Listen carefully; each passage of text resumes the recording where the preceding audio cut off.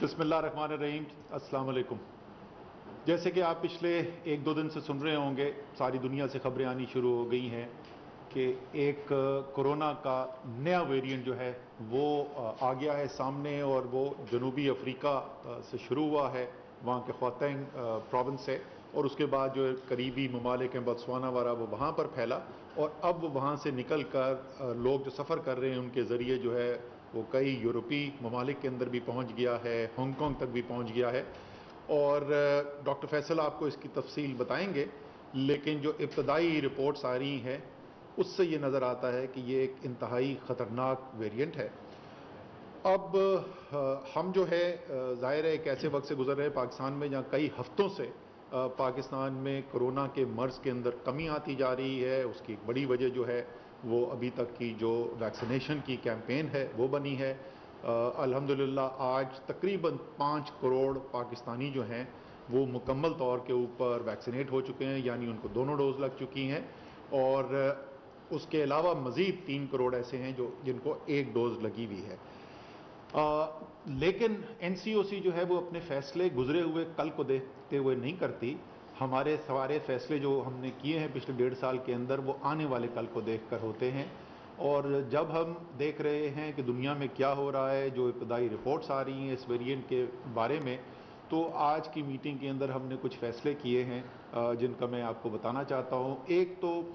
Testing जो है, हमारे जितने टेस्ट हो रहे थे उसके अंदर ज़ाहिर है जिस तरह डिज़ीज़ कम आती है, क्योंकि वो बुनियादी तौर पे जिनको शवाहिद नज़र आ रहे होते हैं, जो सिम्टोमेटिक होते हैं, उनकी टेस्टिंग की जाती है। वो जैसे जैसे पॉजिटिविटी की शरह कम होती गई तो टेस्ट भी कम होते गए, ख़ास तौर पे कुछ सूबों के अंदर ज़रा ज़्यादा कम हो गए थे। लेकिन अब हम कह रहे हैं कि हम हाई रिस्क एरियाज़ के अंदर भी टेस्टिंग शुरू करने जा रहे हैं ताकि ज़्यादा टेस्टिंग की जा सके, और इसी के साथ साथ कॉन्टैक्ट ट्रेसिंग का निज़ाम जो बहुत मौसर साबित हुआ है, लेकिन पिछले चंद हफ्तों में क्योंकि मर्ज़ जो है वो कम हो गया था तो उस पर इतनी ज़्यादा तवज्जो नहीं थी, तो उसको फौरी तौर पर दोबारा से रिजुविनेट किया जा रहा है, यानी उसमें तेज़ी लाई जा रही है, उसके अंदर जो है तवज्जो ज़्यादा बढ़ाई जा रही है। निज़ाम तो चल रहा था लेकिन उसको हमने और ज़्यादा मुअस्सर करना है और ज़्यादा रिसोर्सेज उसके अंदर लगाने हैं। इसी तरीके से जो बाहर से लोग आ रहे हैं, चंद ममालिक जो बराह रास्त इससे अफेक्ट हुए हुए थे उनके ऊपर तो सफरी पाबंदियां हमने लगा दी हैं, लेकिन इसके अलावा आज की मीटिंग के अंदर डिस्कशन हुई है, उसकी तफसील हम आपको बता देंगे कि मज़ीद हम कुछ इक़दाम देने के लिए जा रहे हैं ताकि बाहर से मुल्क से जो लोग आ रहे हैं उनका पाकिस्तान के अंदर आना, इस नए वेरिएंट को उसको कंट्रोल किया जा सके। लेकिन साथ साथ मैं आपको एक बात ये बता दूं, इसको वाज़ेह रहना चाहिए तमाम पाकिस्तानियों को, कि आप ये तमाम इक़दाम करके इस नए वेरिएंट की पाकिस्तान की आमद के अंदर ताख़ीर कर सकते हैं, कम कर सकते हैं नंबर, लेकिन ये सारी दुनिया में फैलना है। जिस तरीके से हमने पहले देखा है, वो जब एक दफ़ा वेरिएंट आता है, दुनिया इतनी ज़्यादा मिल गई है, इतने ज़्यादा सफ़र होता है तमाम ममालिक के अंदर, एक दूसरे के साथ मिली हुई है दुनिया, कि उसको नामुमकिन है कि बिल्कुल उसको रोका जा सके। तो फिर हल क्या है? इसके अंदर सबसे ज़रूरी चीज़ जो है हमारे हाथ के अंदर क्या है, वो है वैक्सीनेशन। इब्तदाई खबरें, अब फैसल आपको बता देंगे, इसकी तफसील जो आई हैं हमारे पास वो यही हैं कि हालांकि ये इंतहाई ख़तरनाक एक वेरिएंट है, लेकिन वैक्सीनेशन फिर भी मौसर होगी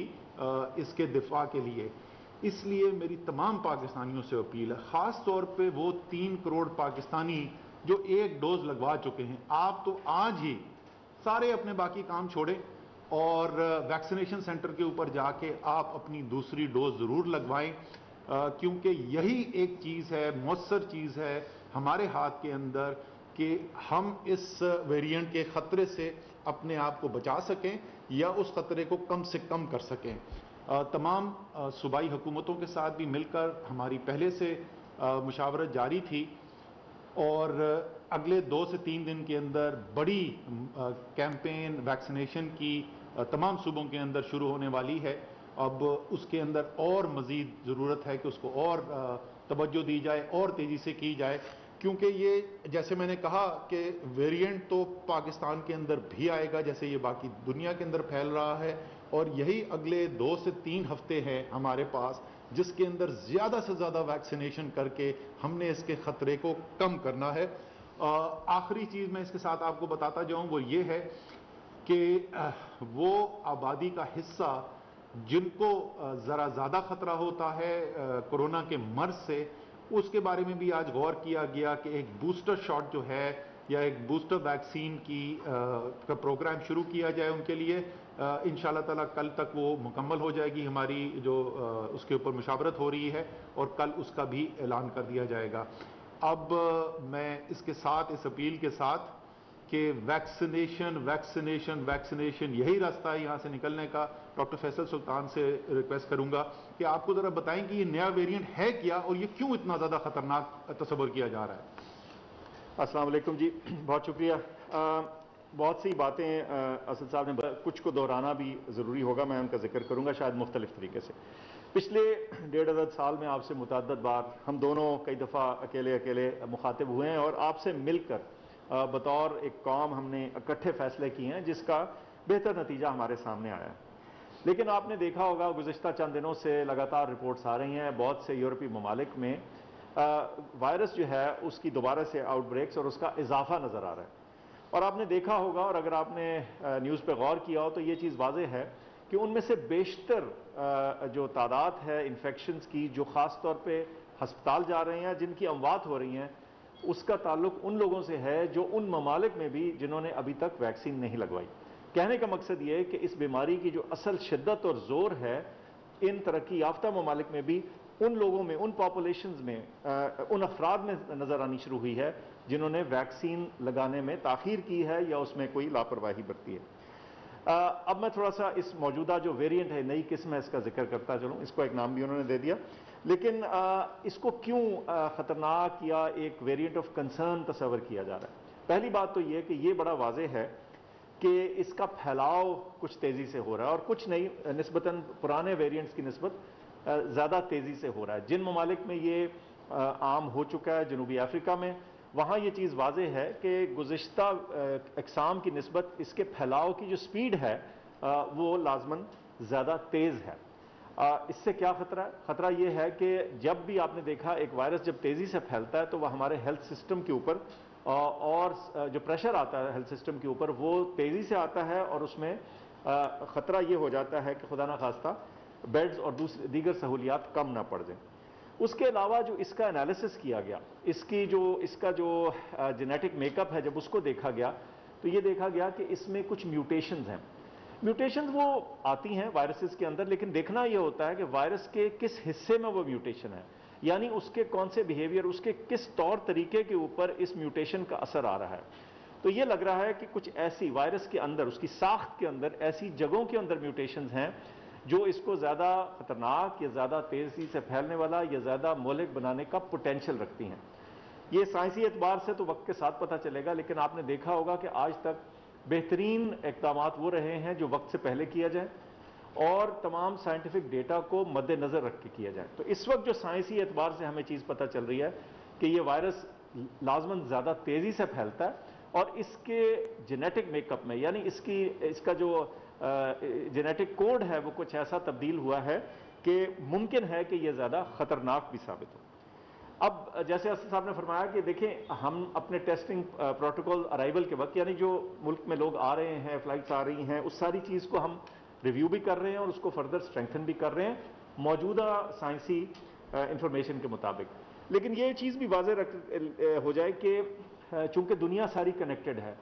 سینکڑوں ممالک ہیں اور ان کے آپس میں انٹر کنیکشنز ہیں، تو اس کے داخلے کو ناممکن بنانا جو ہے وہ اتنا آسان نہیں بلکہ تقریباً ناممکن ہے۔ اب اس صورتحال میں ہمارے پاس کیا چیزیں باقی رہتی ہیں؟ ہمارے پاس سب سے اہم چیز یہ باقی رہتی ہے کہ ہم اپنی ویکسینیشن کو اس زور سے اوپر لے کے جائیں کہ ہماری جو نہتی پاپولیشن ہے جن کو ابھی تک ویکسینیشن نہیں لگی، اس کو ہم ویکسینیشن لگوا دیں۔ چنانچہ آپ سب سے گزارش ہے کہ اس میں کوئی سستی نہ کیجیے۔ جیسے میں نے پہلے بتایا کہ ایون یورپ کے اندر جو ایپیڈیمکس یا اس کا انکریز آیا وہ ان لوگوں میں آیا جنہوں نے ویکسینیشن نہیں کروائی تھی۔ اب یہ نیا ویریئنٹ آ رہا ہے یا اس کے آنے کا خدشہ ہے، اور جیسے ہم کہہ رہے ہیں کہ وقت کے ساتھ اس کا ملک میں داخل ہونا تقریباً ناگزیر ہے۔ یہ ہمارے پاس کچھ عرصہ ہے، اس دوران ہم اگر اپنی ویکسینیشن بہت تیزی سے اوپر لے جائیں تو ہم بہتری لا سکتے ہیں. اور ساتھ ساتھ وہ تمام گزشتہ اور یوں کہیے کچھ دقیانوسی طریقہ کار جو ہیں جس میں سوشل ڈسٹنس کا ذکر تھا, ماسک کا استعمال تھا, کراؤڈڈ سپیسز یعنی بند کمروں میں اس کو اوائڈ کرنے کی بات تھی, وہ ساری اپنی جگہ ابھی بھی قائم ہے.